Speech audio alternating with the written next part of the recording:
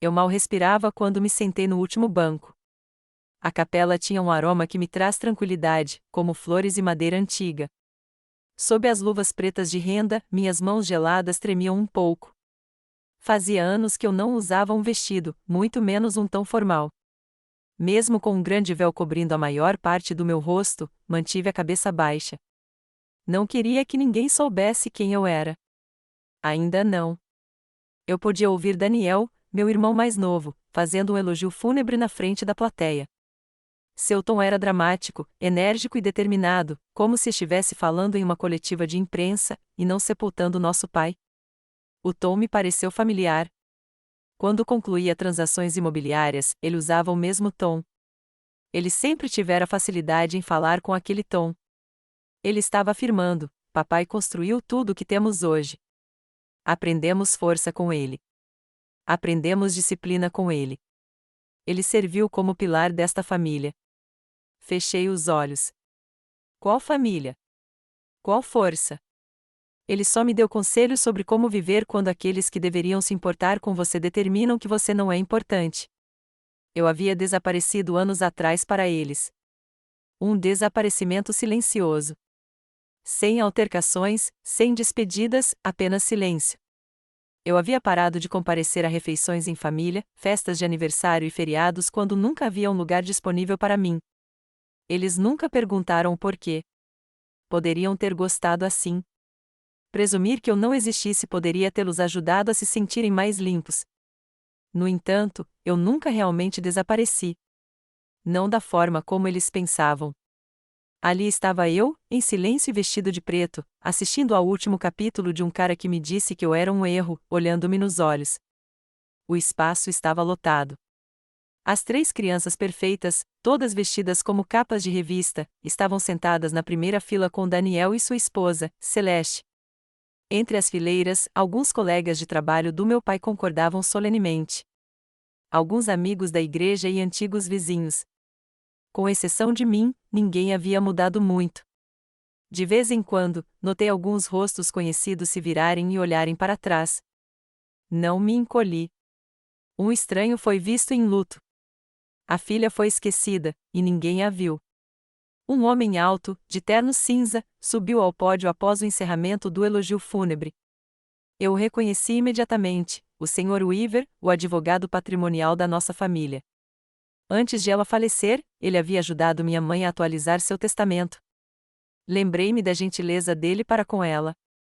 Depois de ajeitar os óculos e pigarrear, ele abriu um pacote volumoso. A família me pediu para falar algumas coisas sobre o espólio, declarou. Embora parte disso seja pública e parte seja tratada em particular mais tarde, o Sr. Crashfield insistiu que uma cláusula fosse compartilhada hoje. Ouviu-se um leve murmúrio de curiosidade. Daniel levantou-se um pouco do assento. Celeste ajustou sua pulseira de diamantes enquanto olhava para o colo. Eu não me mexi. De acordo com os termos alterados do testamento, datado de 6 meses atrás e assinado na presença de testemunhas legais, continuou o Sr. Weaver. Ele parou por um instante e olhou para o outro lado da sala. Então, sua voz ficou um pouco mais dura e alta. A propriedade Crashfield Vineyard e todas as propriedades anteriormente designadas sob o legado de Elaine Crashfield serão herdadas por Marlene Crashfield.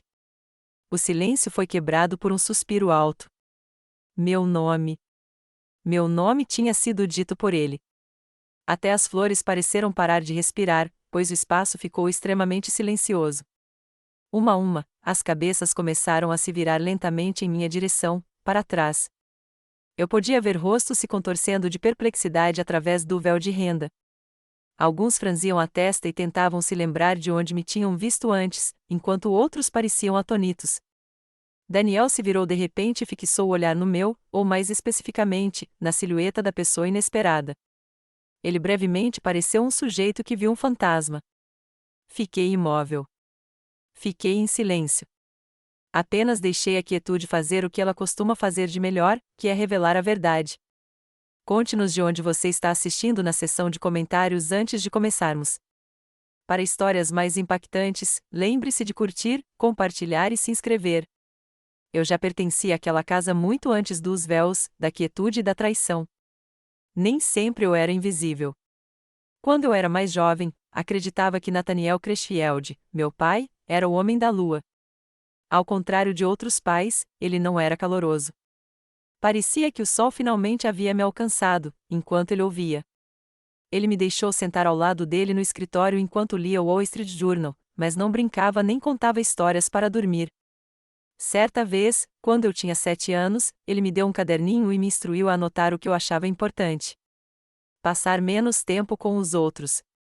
Como um bote salva-vidas, agarrei-me àquele momento.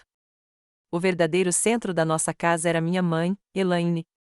Ela era o tipo de mulher que, simplesmente por entrar num cômodo, fazia tudo parecer mais aconchegante. Ela era educada, estável e incrivelmente elegante. Ela me ensinou a preparar a torta de maçã mais deliciosa do zero, a trançar o cabelo e a guardar segredos. Marlene, você é mais parecida comigo do que imagina, ela costumava murmurar. Até as coisas silenciosas têm poder. Eu costumava ajudá-la na vinha nos fins de semana quando era criança. Naquela época, era um negócio pequeno, nada comparado ao empreendimento enorme e lucrativo que se tornou. Mas nós éramos os donos. Ela me mostrou como examinar o solo, confiou-me os livros e até me permitiu escolher o nome da nossa garrafa exclusiva, Elaine's Light. Lembro-me de acreditar que viveria ali para sempre e que, eventualmente, seria capaz de cuidar dela e passá-la adiante. Um menino simpático quando criança, Daniel era 10 anos mais novo que eu e sempre corria atrás da minha sombra. Mas as coisas mudaram à medida que crescemos. Ele se tornou mais extravagante, barulhento e ávido por atenção. Por isso, nosso pai o amava. Aquele menino é um líder nato, acrescentava. Eu fingia que não doía e concordava. Mas éramos uma família. Aniversários eram barulhentos, cheios de comida e acompanhados de vocais fracos. Feriados significavam vinho quente e lareiras. Eu era quem embrulhava tudo com fitas e crachás, lembrava quem amava o que e organizava os presentes. Eles zombavam de mim por ser excessivamente emotiva, mas, na verdade, dependiam disso. Ninguém percebeu que eu era a cola até que ela se foi. Tudo desmoronou depois que minha mãe morreu. Aconteceu pouco antes da floração das videiras, na primavera. Um golpe rápido e brutal. Enquanto preparava o almoço, ela desmaiou na cozinha. Fui eu quem a localizou. Lembro-me de me ajoelhar ao lado dela e repetir: por favor, não vá embora. Não estou preparado. No entanto, ela já tinha ido embora. Foi um funeral modesto. Meu pai não falou muito. Depois, recolheu-se em si mesmo. Fiz todo o possível para preencher o vazio que ela deixou, assumindo tarefas adicionais na vinícola, administrando as finanças e preparando refeições para ele. Mas ele nunca mais me olhou da mesma forma. Uma parte dele se fechou. Como um príncipe reconquistando seu reino, Daniel assumiu o controle. Ele começou a administrar a empresa, contratando consultores e reorganizando tudo. Meu pai o elogiou por sua iniciativa. Fui empurrado para fora do centro, primeiro suavemente, depois não tão gentilmente. Era apenas temporário, lembrei a mim mesmo. Eu poderia continuar a ser valioso, assegurei a mim mesmo. Mas as tarefas que eu levava tão a sério foram transferidas uma a uma. As reuniões do conselho não me exigiam mais. Pediram-me para não me envolver no processo de recrutamento. O diário da minha mãe, que eu havia etiquetado, foi retirado do escritório e colocado em uma caixa. Apesar disso, persisti por anos porque acreditava que o amor, mesmo o amor perdido, poderia retornar. Logo após a morte de Elaine, lembro-me de encontrar meu pai sentado sozinho no conservatório em uma tarde chuvosa de domingo. Sentei-me calmamente ao lado dele e lhe entreguei chá. Você acha que ela ficaria orgulhosa de nós? Perguntei depois de um tempo. Ele evitou olhar para mim. Ela tinha orgulho do vinhedo, afirmou simplesmente. Era só com isso que ela se importava. Assenti, mesmo não sendo o que eu havia pedido. Não tivemos mais nenhum momento de tranquilidade juntos depois disso. Aí tudo virou profissional, tranquilo e formal, como se eu tivesse me tornado um fardo administrativo. Mesmo assim, eu apareci. Levei as compras, dei uma olhada nos funcionários, reguei o jardim. Daniel e Celeste pararam de me reconhecer, e as crianças nunca se lembraram do meu nome. Mas eu continuava pensando: se eu simplesmente ficasse, se eu simplesmente continuasse a amá-los mesmo à distância, talvez fosse o suficiente. Nunca foi. Mas, naquela época, eu não sabia disso. Eu ainda acreditava que tinha um lugar no mundo do qual estavam me tirando aos poucos. Tudo começou com um aniversário, não o meu, mas o do meu pai. Ele estava fazendo 75 anos, e Daniel decidiu dar um grande jantar no vinhedo. O lugar havia mudado desde a última vez que trabalhei lá. Novo paisagismo, nova identidade visual, elegante sinalização de madeira em vez da antiga de metal que minha mãe e eu tínhamos escolhido. O charme rústico havia desaparecido, substituído por uma sofisticação fria. Não fui convidado formalmente. Fiquei sabendo pela Alma, a governanta mais antiga do vinhedo. Ela me ligou certa manhã e disse: Senhorita Marlene, eles estão planejando algo grandioso. Achei que você estaria lá. Hesitei por dias. Disse a mim mesmo que não era grande coisa. Talvez Daniel tivesse simplesmente esquecido no meio do caos. Talvez nem fosse um evento, apenas uma pequena reunião. Mas então vi as postagens nas redes sociais, buffets, músicos, centenas de convidados. Então, me vesti com cuidado e dirigi pela estrada sinuosa que não percorria há mais de um ano. Os portões estavam abertos quando cheguei, mas eu já sentia no peito um aperto, a sensação de que algo estava errado. Estacionei no estacionamento de hóspedes e caminhei lentamente em direção ao salão principal. Luzes de fada brilhavam pelo pátio. Uma banda de jazz tocava em um palco elevado. Os convidados riam enquanto bebiam taças de champanhe. Reconheci vários deles, investidores de vinhedos, vizinhos de longa data, até mesmo o velho prefeito. Mas ninguém fez contato visual. Avistei Daniel perto do bar, vestindo um terno azul marinho sob medida e sorrindo como um homem que acreditava que o mundo lhe pertencia. Sua esposa, Celeste, estava ao seu lado com um vestido verde brilhante. Os filhos deles corriam de mesa em mesa como pequenos príncipes e princesas. Esperei por um vislumbre de reconhecimento, um sorriso, um aceno de cabeça, qualquer coisa. Em vez disso, Daniel olhou diretamente para mim e se virou. Nenhuma recepção, nenhum carinho, apenas uma resposta fria. Isso deveria ter sido suficiente. Eu deveria ter ido embora na hora, mas não fui.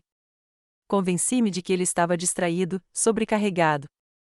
Encontrei um lugar tranquilo perto do jardim lateral e esperei, observando os convidados se movimentarem como se estivesse observando uma vida a qual um dia pertenci, mas que agora só podia testemunhar através do vidro.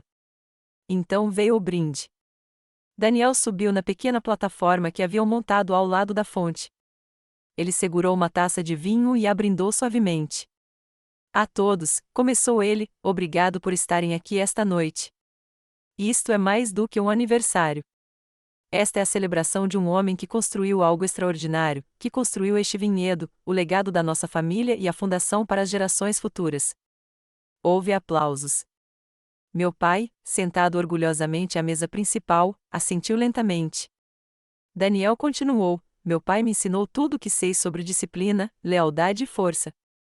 Ele é a razão pela qual consigo administrar este lugar com orgulho, e é uma honra carregar o nome dele, continuar o que ele começou.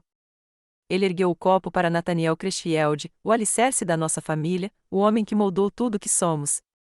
Aplausos ecoaram. Eu não bati palmas. Fiquei imóvel, atordoada. Ele dissera nossa família, mas deixará de fora a única pessoa que trabalhará ao lado de Nathaniel antes mesmo de Daniel ter idade suficiente para amarrar os sapatos. Nenhuma menção passageira a mim, a filha que um dia administrou os livros contábeis da vinícola, que sentou-se ao lado da cama da minha mãe até o seu último suspiro, que manteve o negócio funcionando quando nosso pai entrou em luto. Nada. Depois do brinde, aproximei-me discretamente de Daniel, que estava parado perto da exposição de vinhos. Eu não queria uma cena. Só precisava perguntar: você se esqueceu de me convidar ou foi intencional? Eu disse suavemente. Ele não pareceu surpreso, apenas entediado. Marlene, este era mais um evento de negócios. Sabe, stakeholders, imprensa. Não achei que seria o seu tipo de coisa. Meu tipo de coisa, repeti. Ele suspirou. Olha, eu não queria te ofender.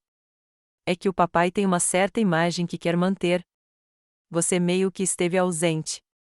Fui empurrado, eu disse, mas era tarde demais. Ele já estava se virando. O momento pairou no ar como fumaça. Foi pequeno, um convite perdido, um reconhecimento falhado. Mas aquele foi o primeiro sinal inegável de que eu estava sendo descartado, não apenas da noite, não apenas do negócio, mas da própria família. Naquela noite, dirigi para casa em silêncio. Minhas mãos apertaram o volante com mais força do que deveriam. Não chorei. Ainda não. Mas algo silencioso dentro de mim começou a mudar. Comecei a prestar atenção. Depois daquela noite no vinhedo, algo dentro de mim começou a ruir. A princípio, tentei racionalizar. Talvez Daniel estivesse sobrecarregado. Talvez eu tivesse apenas interpretado mal a situação. Convenci-me de que foi um momento isolado, um passo em falso num relacionamento que, de outra forma, seria recuperável. Mas essa ilusão não durou muito. A distância que vinha crescendo entre nós tornou-se inegável. E não era só o Daniel. Era todo o sistema familiar se fechando, fechando-se num círculo do qual eu não fazia mais parte. Eu continuei aparecendo. Essa foi a minha resposta. Apareci com caçarolas para o meu pai, com cartões feitos à mão para os meus sobrinhos, com garrafas de vinho que escolhi especialmente para a Celeste. Eu ainda ligava todo domingo, mesmo que ninguém atendesse. Eu ainda mandava mensagens de aniversário, mesmo que nunca fossem respondidas. Eu ainda deixava mensagens de voz atenciosas que eram ignoradas. Não me expulsaram com crueldade. Foi pior que isso. Me apagaram com silêncio. Não foi barulhento. Não foi público. Foi sutil e sufocante. Certa manhã, fui de carro até o vinhedo para deixar alguns formulários contábeis que encontrei enquanto limpava caixas antigas. Eu já havia ajudado a gerenciar esses registros antes de Daniel assumir, e pensei que eles poderiam precisar deles. Quando cheguei, acenei para a nova recepcionista, uma jovem que piscou para mim como se eu fosse uma estranha. Sou Marlene, eu disse. Filha do Nathaniel. Ela inclinou a cabeça ligeiramente e respondeu: Ah, eu não sabia que ele tinha uma filha. Parecia que alguém havia enfiado a mão no meu peito e esmagado algo vital.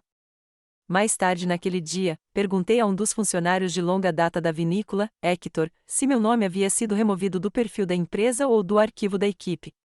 Ele hesitou, depois assentiu. Daniel achou que seria mais limpo, disse ele. Ele está reformulando tudo. Mais limpo, como se eu fosse uma mancha. Naquela noite, visitei meu pai. Ele estava em sua poltrona, lendo o jornal. Trouxe para ele seus rolinhos de canela favoritos, da receita antiga da Elaine. Entreguei a caixa, e ele pegou sem dizer uma palavra. Não, obrigado. Sem contato visual. Ele abriu a tampa, pegou um e comeu em silêncio enquanto eu me sentava à sua frente, esperando. Você gostou? Perguntei gentilmente. Ele assentiu. Nada mal. Nada mal.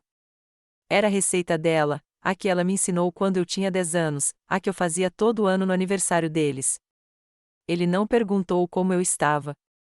Não perguntou sobre meu trabalho, meu apartamento, minha vida. Ele simplesmente disse: Você não precisa trazer nada toda vez que vier. Eu só queria te ver. Estou bem, respondeu ele. Você não precisa se esforçar tanto. Me esforçar tanto? Essa frase ecoou por semanas, porque era tudo o que eu vinha fazendo. Tentando. Tentando pertencer. Tentando ser visível. Tentando ser importante. Não foi só o que disseram. Foram as 1000 coisas que não disseram. Num domingo, Daniel postou uma foto de família online. A família inteira em um baile beneficente, sorrindo sob lustres dourados. Tão orgulhoso de representar a creche fiel de Vinis com a minha família, dizia a legenda. Ampliei a imagem. Meu pai estava com a mão no ombro de Celeste. Ela parecia radiante. Daniel parecia o herdeiro de um legado. Fiquei olhando para ele por um longo tempo, tentando imaginar como seria ser alguém de quem eles se orgulhassem. Em outra ocasião, vi meu sobrinho, Jacob, do lado de fora de uma livraria. Ele estava com amigos. Sorri e disse olá. Ele pareceu surpreso, não de um jeito alegre, mas sim como alguém que encontra um antigo vizinho de quem mal se lembra. Oi, tia Marlene, disse ele, hesitante. Não sabia que você ainda morava por aqui. Ainda vivia? Eu morava a 10 minutos da casa deles, mas poderia muito bem ter vivido na lua. Com o tempo, parei de pedir para ser incluída. Parei de ligar com tanta frequência. Parei de levar presentes. Disse a mim mesma que estava dando espaço a eles. Mas a verdade é que eu estava vendo meu lugar no mundo deles desaparecer aos poucos. E a parte mais cruel? Ninguém parecia notar. É isso que acontece com a erosão emocional. Ela não te destrói de uma vez. Ela te desgasta como água sobre pedra, lenta, implacável e silenciosa, até que um dia você se olha no espelho e percebe que está sumindo, e ninguém nem perguntou para onde você foi. Era domingo de Páscoa quando as últimas rachaduras se abriram. Eu não tinha planejado ir. A cada ano, desde o falecimento da minha mãe, a Páscoa se tornava menos uma celebração familiar e mais uma dor pessoal. Mas naquela manhã, acordei com uma voz que não ouvia há anos, a minha. E ela dizia: você merece ser vista. Então, assei um pão de limão, a receita da minha mãe, amarrei-o com uma fita amarela e dirigi até a casa do Daniel. Disse a mim mesma que não se tratava de reconciliação. Disse a mim mesma que era apenas uma visita, um gesto, uma chance de mostrar a eles que talvez eu ainda tivesse algo a oferecer. O jardim da frente deles transbordava de primavera, tulipas, cercas vivas aparadas, crianças correndo entre as mesas para a caça aos ovos anual. Risadas enchiam o ar. Adultos bebiam mimosas no pátio, vestidos de linho e tons pastéis. Parecia uma capa de revista, impecável, impecável. Fiquei parado perto do portão por um instante, apenas observando. Então, entrei. Celeste me viu primeiro. Seu sorriso vacilou por uma fração de segundo antes de ela se recuperar. Ela caminhou em minha direção com a graça de uma anfitriã, mas com o frio de uma porta fechada. Marlene, disse ela. Isso é inesperado. Sorri e levantei o bolo de limão. Pensei em passar por aqui. Não queria me intrometer. Ela não pegou o pão. Em vez disso, olhou por cima do ombro em direção ao pátio. Daniel estava imerso em uma conversa com o pai, ambos bebendo vinho e rindo de algo que eu não conseguia ouvir. O Daniel está organizando um brunch de negócios, disse ela. Este ano, a maioria são investidores e parceiros. Olhei para além dela. Crianças que eu um dia segurei no colo quando bebês agora eram adolescentes, rindo como se eu não existisse. Meu pai nem olhou na minha direção. Se ele sabia que eu estava ali, não demonstrou. Eu só queria deixar isso aqui, eu disse, ainda segurando o pão embrulhado. Celeste finalmente estendeu a mão para pegá-lo, tocando apenas na fita. Obrigada, disse ela, e acrescentou, vou deixar na cozinha. Quando ela se virou, tentei segui-la, não para ficar, mas pelo menos para cumprimentar meu pai. Mas, antes que eu pudesse sair para o pátio, ela se virou e gentilmente colocou a mão no meu braço. Acho que talvez seja melhor não confundirmos as coisas. Confundir as coisas? Perguntei, genuinamente perplexo. Ela baixou a voz, examinando o quintal com os olhos para se certificar de que ninguém estava ouvindo. Marlene, sua presença às vezes deixa as coisas tensas. Você sabe como seu pai fica. Hoje é um dia importante para o Daniel. Lá estava. Sem veneno, sem crueldade, apenas a precisão cirúrgica da exclusão disfarçada de boas maneiras. Assenti lentamente, sentindo a garganta fechar. Do outro lado do pátio, Daniel me viu. Nossos olhares se encontraram. Ele ergueu o copo levemente e sem sorriso, sem convite, apenas um gesto de reconhecimento. Do tipo que você dá a um estranho que entrou no lugar errado. Aquele foi o momento. Foi quando eu entendi. Eu não estava apenas esquecido. Eu era indesejado, indesejável, um incômodo. Virei-me e caminhei de volta para o portão, meus sapatos triturando o cascalho. Não chorei, não na frente deles, mas o silêncio atrás de mim era mais alto do que qualquer tapa. A meio caminho do meu carro, ouvi risadas vindas do pátio. Alguém tinha contado uma piada. A festa tinha seguido seu curso. Eles também. Naquela noite, sentei-me no meu apartamento segurando o pão de limão, aquele que eu tinha deixado, substituído pelo que eu tinha feito novamente, dessa vez só para mim. Cortei-o com cuidado, como minha mãe costumava fazer, e comi na mesa da cozinha, sob a luz fraca. Cada mordida era quente, macia, familiar. Cada mordida me lembrava do que eu ainda carregava. Não amargura, nem vingança, mas memória. E a memória, quando ninguém mais se lembra de você, pode parecer tanto uma dádiva quanto uma maldição. Eles me tornaram invisível em público, me dispensaram com naturalidade. Mas aquele domingo de Páscoa me ensinou algo que eu não conseguia desaprender. Não havia lugar para mim à mesa deles. Não mais. E quanto mais cedo eu aceitasse isso, mais cedo eu poderia começar a construir o meu próprio. Não fiz nenhum anúncio grandioso. Não bati a porta. Não escrevi uma carta nem exigi um pedido de desculpas. Simplesmente parei de aparecer. Depois da Páscoa, algo mudou dentro de mim, não de raiva, mas de uma silenciosa determinação. Foi como se a parte de mim que se agarrava tanto à esperança finalmente tivesse se soltado. Não por despeito, mas por exaustão. Eu havia passado anos tentando ser vista, ter importância, pertencer.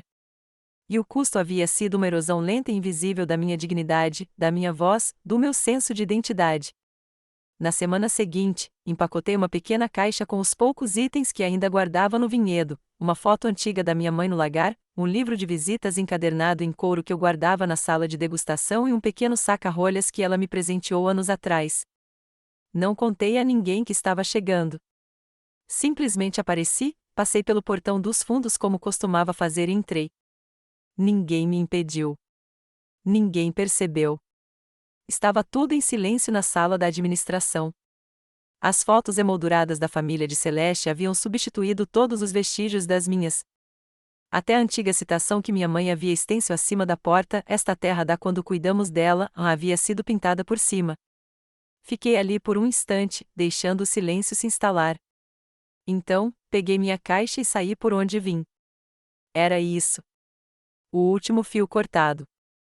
Alguns dias depois, liguei para o meu pai uma última vez. Tocou 2 vezes antes de cair na caixa postal. Deixei uma mensagem curta: Pai, é a Marlene. Não apareço mais. Só queria que você soubesse. Espero que esteja bem. Eu falava sério, não porque ele merecesse minha gentileza, mas porque eu merecia a paz que vinha com a gentileza. Então desliguei a secretária eletrônica. Nas semanas que se seguiram, passei por uma espécie de luto, não por ele, não exatamente, mas pela versão de mim mesma que eu tentará ser para eles. A filha que sempre aparecia. A mulher que se fazia pequena para se encaixar nas sombras que lhe davam. A ajudante, a reflexão tardia, a forasteira com um avental e um prato quente que continuava esperando que alguém dissesse: estamos felizes que você veio. Ela tinha ido embora agora.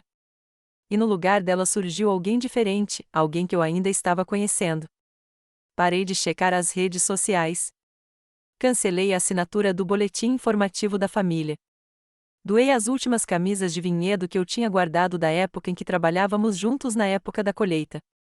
Coloquei as chaves da propriedade em um envelope e enviei para o escritório sem nenhum bilhete. Era como trocar de pele. Nessa época, consegui um emprego de meio período em um centro de artes comunitário. Eles precisavam de alguém para dar uma aula de cerâmica nas manhãs de sábado. O trabalho era humilde, nada que impressionasse uma sala cheia de planejadores patrimoniais ou investidores. Mas os alunos sorriram quando entrei. Eles me chamavam de Senhorita Marlene, faziam perguntas e riam quando suas canecas saíam tortas. Uma garotinha chamada Thalia fez para mim um coração de argila torto com a inscrição "Você é minha favorita" rabiscada na lateral. Foi a primeira vez em anos que senti que acrescentava algo a um espaço simplesmente por estar ali. Naquele verão, mudei-me do meu apartamento para uma pequena casa de campo nos arredores da cidade. Tinha persianas descascadas e pisos irregulares, mas também tinha um jardim coberto de mato e uma pequena varanda que recebia a luz da manhã. Plantei lavanda, tomates e alecrim. Pendurei um sino dos ventos que minha mãe me deu na janela da cozinha. E, na maioria dos dias, eu acordava sem aquela dor surda no peito, aquela que vinha de esperar ser convidado para algum lugar que eu não era bem-vindo. Daniel não ligou. Celeste não ligou. Meu pai, previsivelmente, não disse nada. Era como se eu nunca tivesse existido na vida deles. Mas, pela primeira vez, não precisei correr atrás do reconhecimento deles para me sentir real. Porque mesmo no silêncio, eu ainda estava ali. Eu tinha ido embora em silêncio, com elegância. E desta vez, eu não estava deixando uma porta entreaberta atrás de mim. Às vezes, você não precisa ser expulso para saber que a casa nunca foi sua. Às vezes, ir embora é a coisa mais barulhenta que você fará na vida. Existe um certo tipo de solidão que não faz barulho. Não grita, não quebra pratos, nem exige atenção. Ela simplesmente te acompanha todas as manhãs ao acordar. Todas as noites, quando o sol se esconde atrás das árvores, ele te segue até o supermercado, até o banco, até o jardim onde a lavanda não floresce direito. Foi assim que meus dias se tornaram silenciosos. Não percebi o quanto da minha identidade estava atrelada a ser filha de alguém, ajudante de alguém, família de alguém. Quando me afastei, pensei que me sentiria livre. Mas a liberdade, ao que parece, nem sempre vem acompanhada de paz. Às vezes, ela vem acompanhada de um vazio que ecoa. O primeiro mês na casa de campo foi tranquilo. Mantive-me ocupada com o jardim, minha aula de cerâmica e pequenas tarefas domésticas. Pintei os armários de branco. Reorganizei os móveis da sala 3 vezes. Coloquei cortinas novas que deixavam entrar apenas a luz suficiente para aquecer, mas sem ofuscar. Mas, no segundo mês, o silêncio tornou-se insuportável. Ninguém ligou, nem no meu aniversário, nem nos feriados. Nem os vizinhos apareceram, embora acenassem do outro lado da rua. Comecei a me questionar. Talvez eu fosse difícil. Talvez eu tivesse esperado demais. Talvez eu devesse ter continuado tentando. Talvez ir embora fosse apenas fraqueza disfarçada de respeito próprio. Certa noite, acendi uma fogueira na velha lareira de tijolos. Nunca tinha feito isso antes, sempre tive medo de que a chaminé soltasse fumaça. Mas naquela noite, não me importei. Eu só precisava de algo para me sentir vivo. Sentei-me no chão, com os joelhos dobrados contra o peito, olhando fixamente para as chamas. Em minhas mãos, estava uma caixa que eu não abria há anos, uma coleção de cartas, fotos e pequenas lembranças da minha mãe. Havia um cartão de aniversário que ela me escreveu quando completei 20 anos. Você é mais forte do que pensa e mais dócil do que admite. Essa é a sua magia. Segurei-o perto do coração e chorei. O tipo de choro que não vem acompanhado de soluços, apenas lágrimas que caem silenciosas, constantes, como chuva em telhado de zinco. Chorei por tudo. Pela filha que foi apagada, pela mulher que não foi convidada, pelo tempo que passei tentando ganhar um lugar em uma mesa que nunca foi posta para mim. Pela minha mãe, que se foi. Pelo meu pai, emocionalmente vazio. Por Daniel, perdido em sua própria sombra. Adormeci no tapete naquela noite, enrolada em um cobertor com um leve cheiro de cedro. Quando acordei, o fogo estava baixo, mas as brasas ainda brilhavam.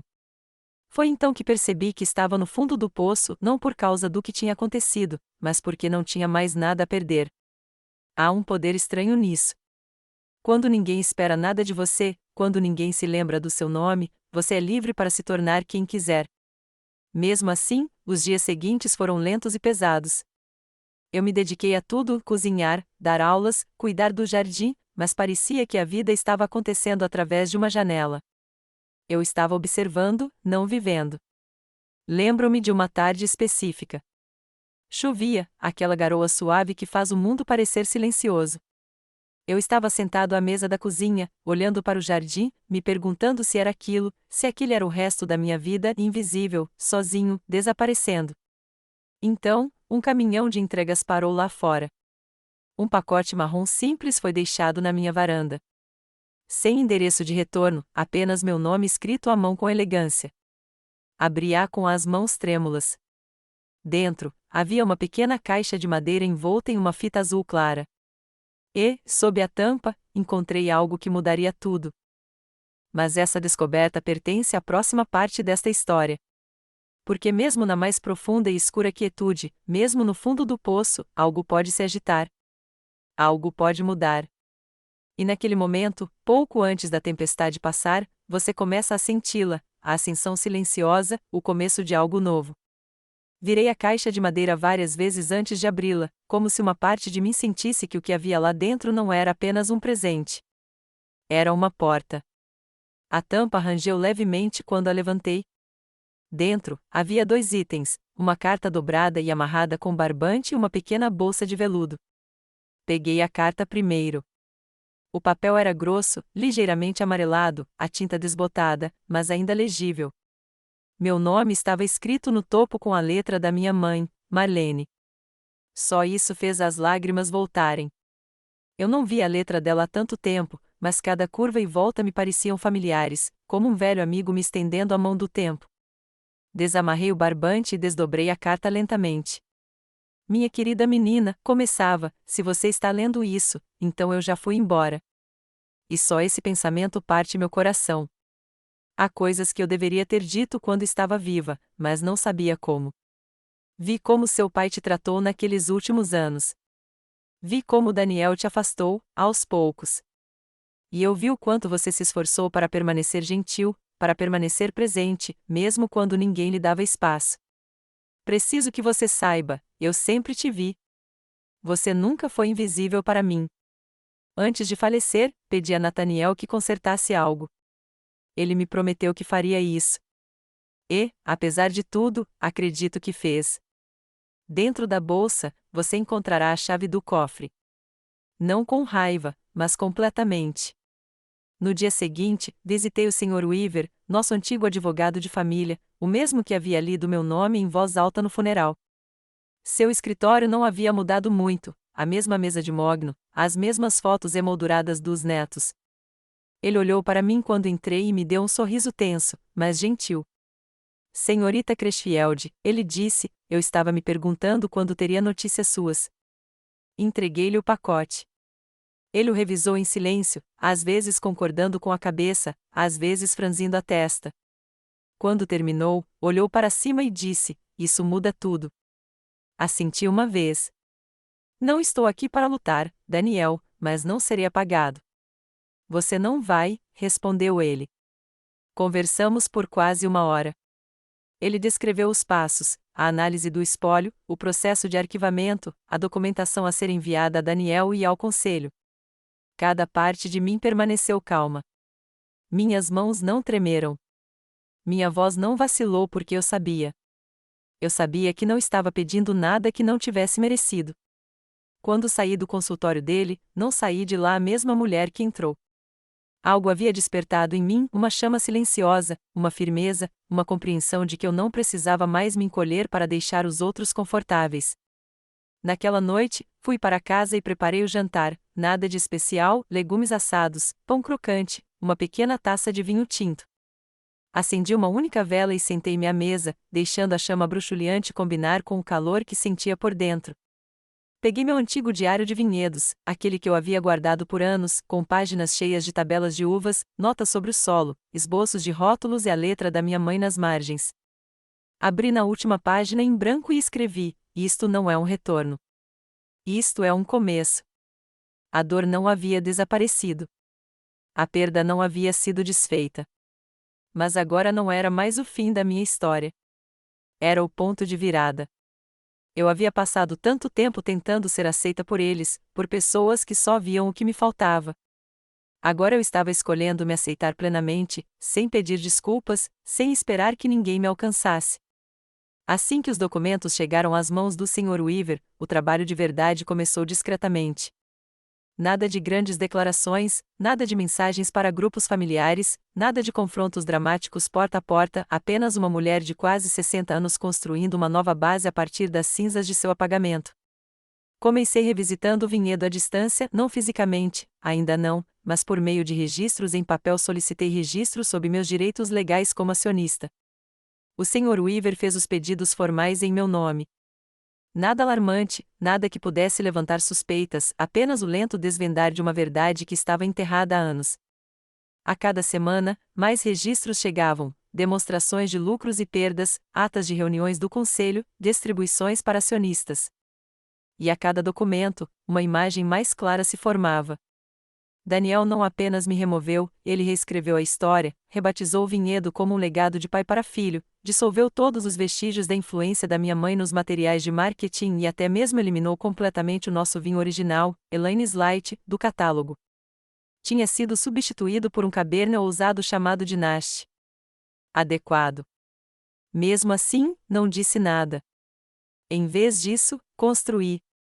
Abri uma pequena conta em nome da minha mãe, uma conta que ela mantinha em conjunto comigo anos atrás, mas nunca fechou oficialmente. Usei-a para obter consultoria de um avaliador de vinhedos, não para espionar, apenas para me preparar.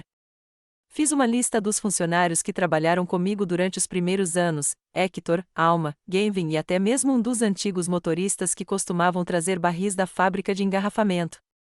Encontrei-me com eles para um café, um por um, não para fofocar, mas para ouvir em silêncio.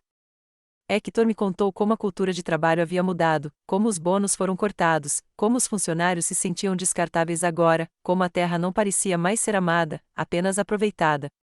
Ele olhou para mim, com os olhos pesados de algo parecido com esperança, e disse: "Se você voltasse, acho que muitos de nós o seguiriam." Isso ficou comigo. Eu ainda não sabia como seria voltar. Mas agora eu sabia que não estaria sozinha. Enquanto isso, o Sr. Weaver preparou a petição formal para validar minha reivindicação legal sob a lei sucessória. Não foi um ato de agressão. Foi conformidade respeitosa, com clipes de papel, uma medida limpa e profissional que chegaria discretamente às mãos de Daniel. E eu estava pronto para o que viria a seguir. Certa tarde, dirigi até o extremo sul da cidade e fiquei do lado de fora dos portões do vinhedo. Não entrei. Fiquei ali, parado, respirando o aroma das uvas maduras e a poeira do fim do verão. Aquele ar tinha uma sensação específica, seco, mas rico, cheio de memórias.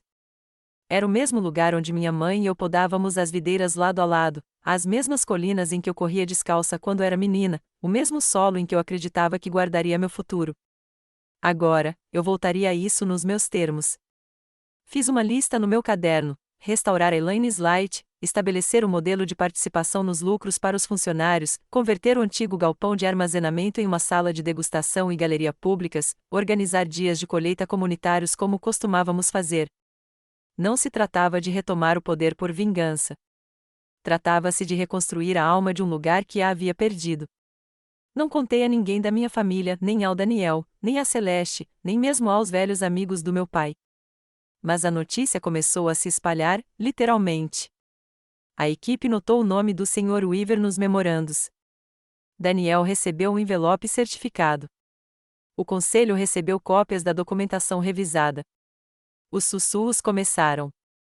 Mesmo assim, permaneci em silêncio, porque às vezes o poder não vem de fazer barulho. Vem de ser inegável. A cada dia, eu dava mais um passo para recuperar o que era meu, não com ameaças, nem com raiva, mas com clareza silenciosa e deliberada.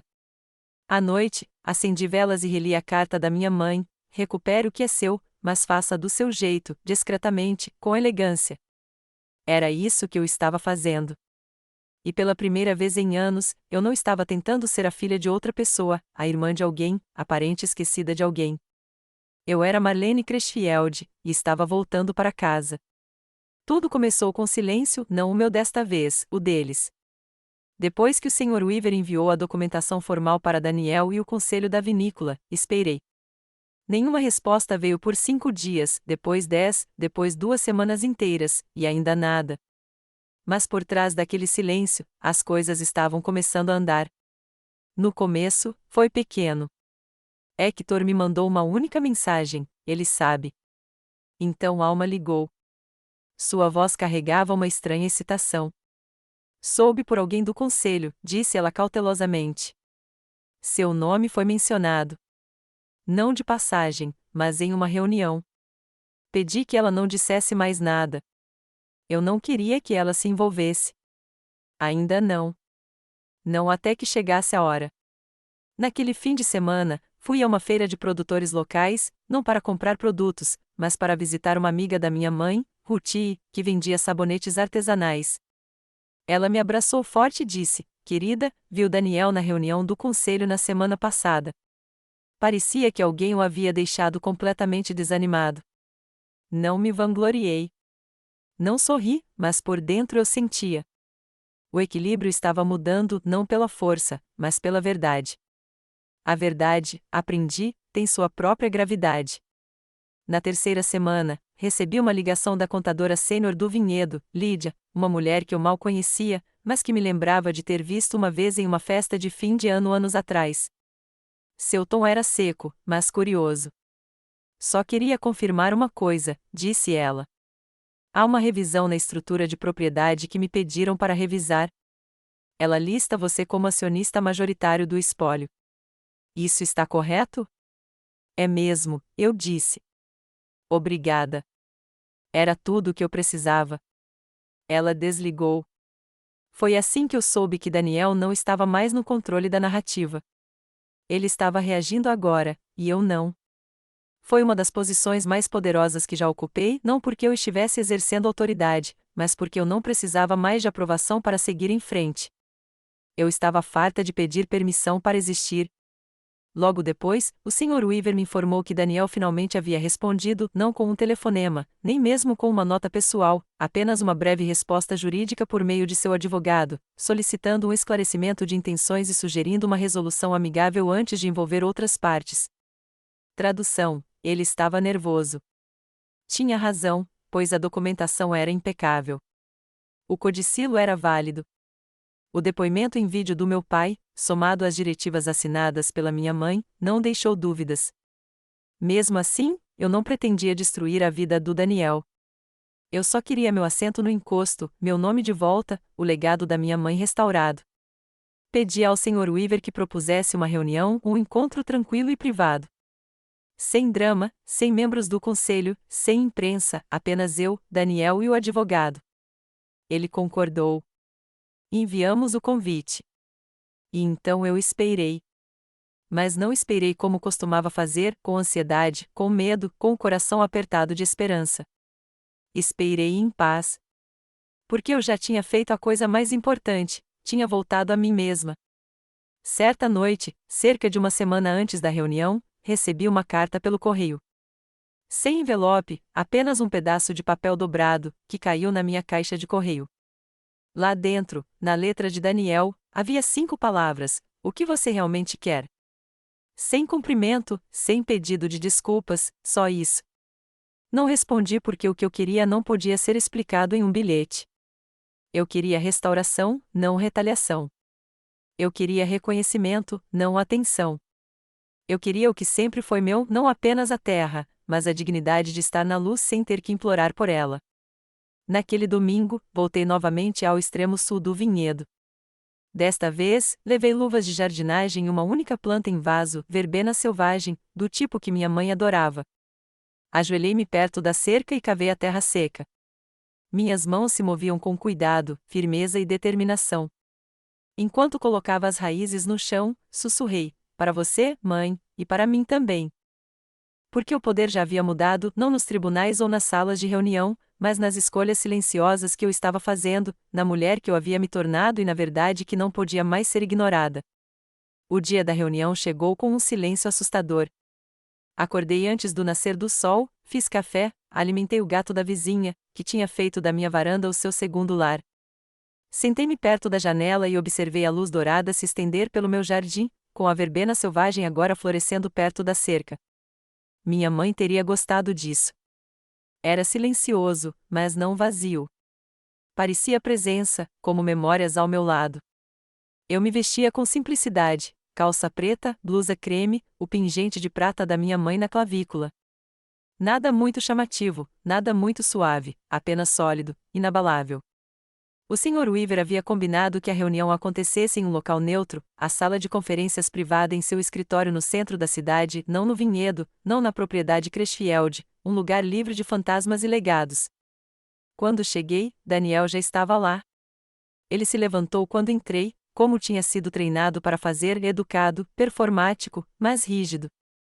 Não houve abraço, nem aperto de mão, apenas um leve aceno, seus olhos buscando os meus em busca da mulher que ele não via de verdade há mais de uma década. Ele não a encontrou porque eu não era mais aquela mulher. Sentei-me em frente a ele, e o Sr. Weaver sentou-se ao meu lado. O advogado de Daniel, um jovem educado chamado Ross, sentou-se ao lado dele, com uma maleta já aberta. O Sr. Weaver começou com as formalidades, resumindo os documentos, confirmando sua validade legal, o codicilo da minha mãe, a declaração final do meu pai, a transferência autenticada das ações, a intenção original preservada por escrito, vídeo e depoimento de testemunhas. Ross tentou argumentar com nuances. A intenção nem sempre se traduz em aplicabilidade, disse ele, olhando para Daniel em busca de apoio. O Sr. Weaver não hesitou. Neste caso, sim. Daniel não disse nada. Parecia cansado. Havia olheiras que não existiam antes. Sua voz, quando finalmente falou, saiu baixa e áspera. Por que agora, Marlene? Olhei para ele. Aquele era o momento não de raiva, nem de punição, mas da verdade. Eu nunca fui embora, Daniel, eu disse. Fui apagado lenta e deliberadamente, e deixei acontecer porque pensei que, se eu ficasse quieto, ainda me permitiriam pertencer. Ele olhou para baixo. Continuei, mas aí a mamãe me deixou a chave do vinhedo, da verdade, e eu me lembrei de quem eu era. Virei-me para o Sr. Weaver e falei claramente, para que não houvesse confusão. Não estou aqui para discutir. Estou aqui para reivindicar o que meus pais pretendiam, a metade da minha mãe, minha participação, meu nome. O Sr. Weaver assentiu. E isso está dentro do seu direito legal. Ross se remexeu, desconfortável, mas não disse nada. Daniel recostou-se na cadeira, esfregou as têmporas e perguntou: o que você quer fazer com isso? A pergunta não era combativa. Era curiosa, quase perdida. Respondi calmamente: restaure o vinho original. Restaure os benefícios que você cortou para os funcionários. Reabra os programas comunitários da vinícola. Não para desfazer o seu trabalho, Daniel, mas para trazer de volta o que importava, o que fazia este lugar parecer mais do que apenas um negócio. Ele olhou para mim, depois olhou de verdade, pela primeira vez em anos. Você parece a mamãe. Aterrissou suavemente, como uma verdade que surpreendeu até a ele. Talvez porque ela nunca me deixou, eu disse. Mesmo quando você me deixou. O silêncio pairava no ar, denso, pleno. O Sr. Weaver o quebrou deslizando uma pasta sobre a mesa.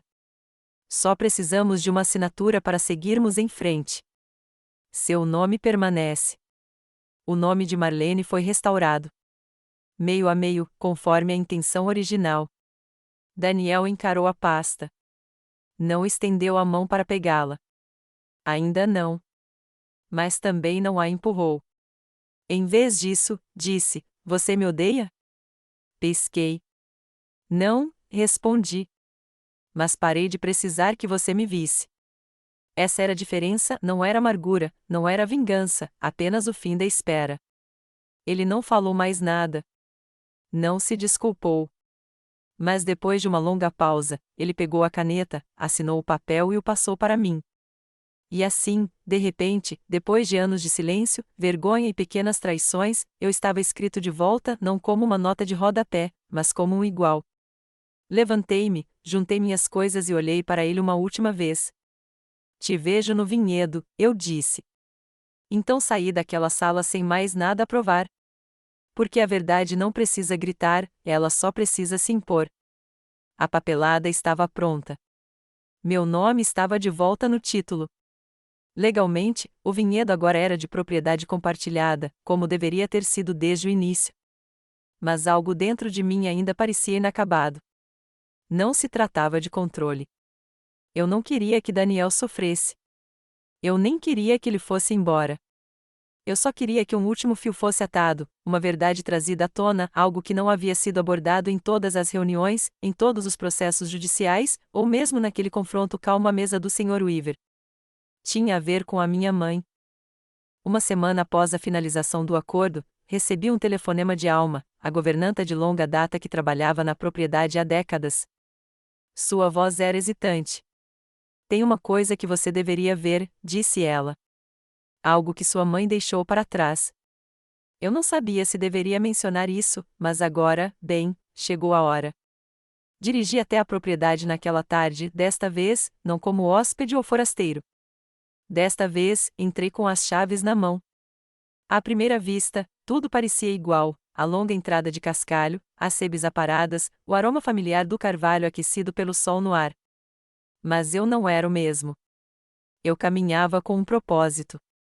Alma me encontrou na entrada dos fundos com um embrulho nos braços, um livro rasão de couro desbotado e uma pequena caixa de lata, do tipo que você encontraria em uma cozinha velha ou em um armário de artesanato. Ela olhou para baixo, como se estivesse preocupada em estar se excedendo. Ela me pediu para te dar isso, disse suavemente. Se e quando você voltar. Abri o livro rasão primeiro. Lá dentro, havia anotações manuscritas na elegante letra cursiva da minha mãe, dezenas delas, datas, orçamentos, avaliações de funcionários. Era seu diário de bordo pessoal para as operações do vinhedo, com anotações sobre quais videiras estavam produzindo melhor, quem ela havia contratado e por quê. E na última página, uma única linha: se algum dia questionarem o que é mais importante aqui, lembre-os de que este lugar foi construído por mãos, não por títulos. Fechei o livro e abri a caixa de lata. Lá dentro, havia dezenas de cartas, não escritas para mim, mas sobre mim, da minha mãe para o meu pai, todas escritas nos últimos meses antes de sua morte. Ela aparece mesmo quando ninguém percebe. Você a afasta, e mesmo assim ela retribui com gentileza. Nunca vi lealdade como a dela. Nem do Daniel. Nem de você. Ela merece este lugar. É ela quem o ama. As cartas eram de uma clareza de cortar o coração. Minha mãe implorou por mim, lutou por mim, tentou repetidas vezes fazer meu pai ver o que ele era orgulhoso demais ou cego demais para reconhecer. Lágrimas queimaram meus olhos, não de dor desta vez, mas de vingança. Minha mãe nunca me abandonou. Mesmo na morte, ela tentou deixar um rastro de migalhas de pão em homenagem ao meu valor. E essa trilha terminou aqui, com estas cartas. Digitalizei cada uma delas e as enviei por e-mail ao Sr. Weaver, não para serem usadas no tribunal, não para pressionar Daniel, mas para serem arquivadas oficialmente nos registros do vinhedo. Que a verdade faça parte do legado. 2 dias depois, o Sr. Weaver ligou. Sua voz era calorosa. Tomei a liberdade de compartilhar as cartas com o conselho, disse ele, apenas por transparência. E eles votaram, continuou ele. Eu me preparei. Eles restabeleceram a Elaine Slight como selo exclusivo do vinhedo, disse ele, com o design original da sua mãe, e renomearam o centro de visitantes para Elaine Crashfield House. Fiquei sem palavras. Eles também vão nomeá-lo chefe de operações de patrimônio, acrescentou. Controle total sobre a marca, eventos e desenvolvimento de pessoal. É unânime. Essa foi a justiça final, não uma vitória judicial, não uma derrubada pública, mas a restauração. O nome da minha mãe foi preservado, seu legado foi devolvido, e meu papel, não uma adição forçada, mas uma presença bem-vinda. Naquele fim de semana, caminhei pela borda sul do vinhedo. A verbena selvagem que eu havia plantado havia criado raízes. Flores roxas e suaves buscavam o sol, balançando ao vento como um coro de silenciosa resiliência. Daniel não ligou, mas eu também não esperava que ele ligasse. Alguns acertos de contas não vêm com desculpas. Outros simplesmente chegam através do silêncio e da mudança. Enquanto caminhava pelas fileiras de videiras, senti tudo se acalmar. A justiça não era alta. Não era ríspida. Era firme, e era minha. Era o início do outono quando a carta chegou. Sem endereço do remetente, apenas meu nome, Marlene Crashfield, escrito numa letra familiar no envelope. Por um momento, fiquei paralisada na porta, o ar fresco contra meus braços, o sol da tarde dourando o papel. Não precisei abrir para saber de quem era, Daniel. Levei-o para dentro, sentei-me à mesa da cozinha e fiquei olhando para ele enquanto a chaleira chiava baixinho atrás de mim. Deixei-o ali por um tempo, fechado, como se parte de mim precisasse se preparar não para um confronto, já tínhamos passado por isso, mas para algo mais difícil de aceitar, arrependimento. Quando finalmente abri a carta, desdobrei uma única folha pautada. Dizia: Marlene, não sei quais são as palavras certas. Passei semanas tentando inventar algo que não parecesse pouco e tarde demais. Mas é isso aí. Eu estava errado sobre você, sobre a mamãe, sobre tudo. Achei que estava protegendo o vinhedo. Achei que estava fazendo o que o papai queria, mas em algum momento, parei de te ver. talvez eu nunca tenha realmente te visto.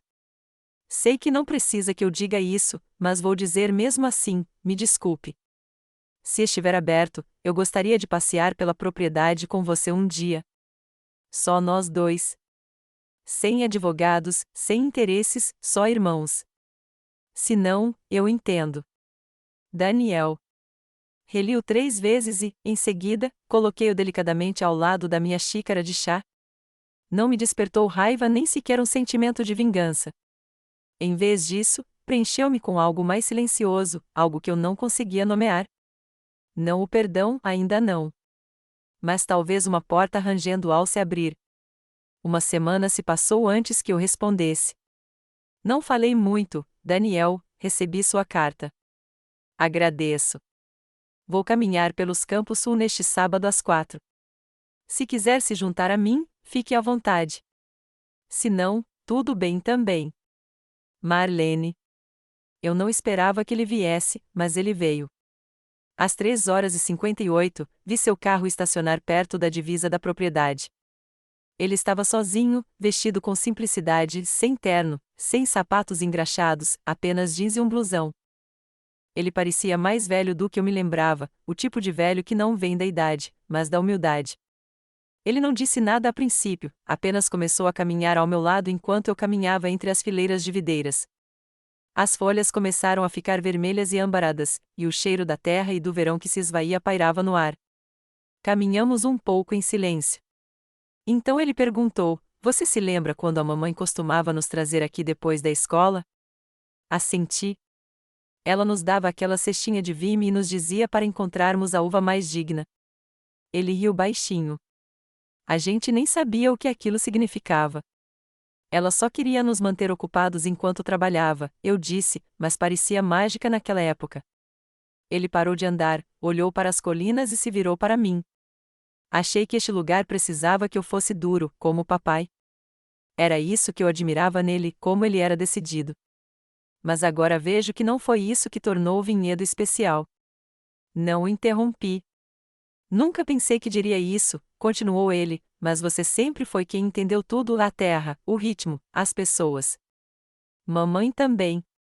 Eu vejo agora, e me arrependo de não ter percebido antes. Olhei para ele. Ele não estava pedindo nada, nem vantagem, nem acesso, apenas um pequeno espaço no limite do meu perdão. E isso eu poderia dar. Não estou mais bravo, eu disse. Mas não vou fingir que não me custou nada. Entendo, ele respondeu. O vinhedo se estendia à nossa frente enquanto permanecíamos em silêncio, o vento trazendo consigo o cheiro de folhas amassadas. O momento não era o ideal. Embora fosse verdade, os anos não haviam sido apagados. Ele apontou para a verbena selvagem que crescia perto da cerca antes de sairmos. Isso teria encantado a mamãe. Eu disse, ela fez isso. Eu plantei por esse motivo. Pela primeira vez em anos, ele assentiu, e trocamos uma emoção não dita, não tristeza ou vergonha, mas algo mais contido, reconhecimento. E foi o suficiente. Alguns eventos da vida não se tornam pontos de virada com aplausos ou pirotecnia. Eles surgem sutilmente, frequentemente assumindo a forma de um dia típico. E quando você olha para trás, vê que a quietude foi o ponto de virada na sua vida. Era uma manhã de terça-feira para mim. Preparei chá em vez de café, levantei-me antes do sol nascer e me enrolei no velho chale da minha mãe, aquele azul claro com bordados violeta na borda. Ainda havia um leve aroma de madeira e lavanda. Eu não voltava ao vinhedo havia mais de um ano. Mesmo assim, continuei a encarar cada manhã com uma lentidão proposital, como se quisesse valorizar cada momento que antes me fora negado. A casa Elaine Crashfield era o novo nome que ela deu ao centro turístico. E algo se derretia dentro de mim cada vez que eu via aquelas letras gravadas na madeira. Tive que conter as lágrimas quando passei pela nova placa, não porque estivesse deprimido, mas porque as coisas finalmente tinham sido consertadas pela primeira vez em muito tempo. Como vinha fazendo nos últimos meses, desci sozinho para os Campos do Sul naquele dia. Gostei de conferir a verbena selvagem que havia semeado. Ela havia criado raízes com muito mais sucesso do que eu esperava. Como ela, alta, graciosa e imperturbável diante das ervas daninhas ou do vento. Agachei-me ao lado do canteiro e passei a ponta dos dedos suavemente sobre os caules. Pequenas flores roxas, macias e inflexíveis, abriam-se em direção ao sol da manhã. Atrás de mim, uma brisa soprava entre as fileiras de uvas, trazendo o aroma da fruta madura e do solo. Apesar do silêncio, não era solitário. Assim como a terra retém água, este lugar sempre guardou memórias. Não assustadores, mas aterradores, os fantasmas do passado respiravam em cada canto e recanto. O olhar silencioso do meu pai do alto da colina onde ele costumava sentar e fazer planos para os cronogramas de colheita, as risadas da minha mãe na sala de degustação e até mesmo meus próprios passos no solo quando eu era criança, correndo entre os barris. Eu sentia tudo isso agora, raízes em vez de pesos. Em certo momento, fiquei preocupada que teria que mudar, ser mais barulhenta, mais dura, mais como Daniel, mais como meu pai, para recuperar esse espaço. Mas isso não aconteceu. Tudo o que eu precisava fazer era voltar para mim mesma, Marlene, não para a filha esquecida, não para a assistente sombria. Caminhei lentamente pela cerca, parando em um banco sob a árvore centenária. Com um bloco de notas na mão, folheei as páginas em busca de anotações da equipe, ideias para eventos e os nomes de artesãos locais que eu queria destacar no nosso próximo Festival da Colheita. Aqui, eu estava criando algo duradouro, não apenas uma empresa, mas uma comunidade que aceitava mais pessoas do que alienava. Às vezes, ainda havia rumores circulando pela cidade, com algumas pessoas se perguntando como eu havia conseguido e outras achando que eu devia ter manobrado ou forçado meu retorno. No entanto, ignorei as histórias. Eu não precisava mais me defender, pois a verdade era óbvia. Eu não havia lutado por domínio. Eu apenas resistia a ser esquecida. E, ao fazer isso, lembrei-me de quem eu era. As páginas do meu bloco de notas farfalharam ao vento. Fechei-o, levantei-me e encarei a trilha mais uma vez. Naquele momento, notei uma garotinha, acredito que era Sarah, uma das filhas da equipe, andando pelas fileiras de baixo com seus cabelos pretos balançando atrás dela. Ela acenou quando me viu. E gritou: Dona Marlene, estamos na cozinha fazendo geleia. Quer provar um pouco? Sorri.